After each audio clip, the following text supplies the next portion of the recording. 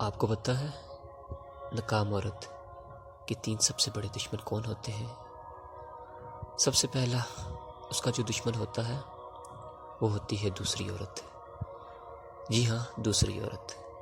آپ نظر گھما کر دیکھ لیجئے اپنے ارد گرد، لوگوں کے ارد گرد، آپ کو عورت کا دشمن مرد کبھی بھی نظر نہیں آئے گا۔ عورت کو سب سے زیادہ ناکام کرنے والی عورت ہوتی ہے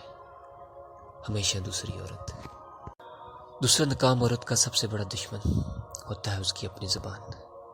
جو اس کو گھر کے اندر جگہ بھی دلواتی ہے اور اپنے ہی گھر کے اندر سے نکالنے کے لیے بھی کافی ہوتی ہے۔ اگر وہ اپنی زبان کے اوپر قابو پا لے، یعنی اس کی زبان ہی اس کا گھر بنانے میں اور زبان ہی اس کے گھر اجاڑنے میں کردار ادا کرتی ہے، وہ اس کو عظیم بھی بنا سکتی ہے اگر وہ اپنی زبان کا اچھے طریقے سے استعمال کرے، اور اس کو ناکام بھی بنا سکتی ہے اگر وہ اس کا غلط استعمال کرے۔ تیسری جو سب سے بڑی دشمن ہوتی ہے نا ناکام عورت کی، اس کی اپنی ایک منطق ہمیشہ یاد رکھیں کہ جب بھی کوئی عورت اپنے ذہن میں کوئی بھی چیز کسی بھی لاجک، کسی بھی منطق سے وہ بٹھا لے گی اور اس کو بدلنا نہیں چاہے گی، تو دنیا میں کوئی ایسا شخص نہیں ہوگا جو اس کی سوچ کو بدل سکے سوائے اس کے خود کے۔ اور اس کی طریقہ ہے، یہ جتنی بھی چیزیں میں آپ کو بتا رہا ہوں اس کے پیچھے پوری ایک ہسٹری ہے۔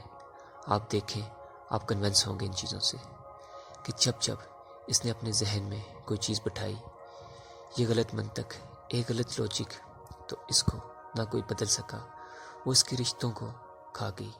وہ چیز، لیکن اس کو کوئی بدل نہیں سکا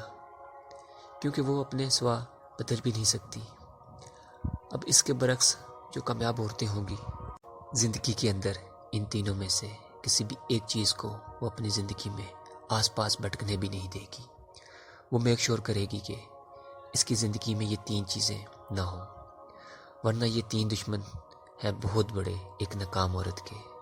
جس کی وجہ سے عورت اپنا گھر بنا سکتی بھی ہے اور گھر اجاڑ بھی سکتی ہے۔ جس نے ان 3 چیزوں کو پرکھ لیا، زندگی میں کبھی ایسا مقام پر نہیں ہوگی وہ عورت، اس کا گھر نہ صحیح چل رہا ہو یا اس کے رشتے ٹھیک نہ چل رہے ہوں،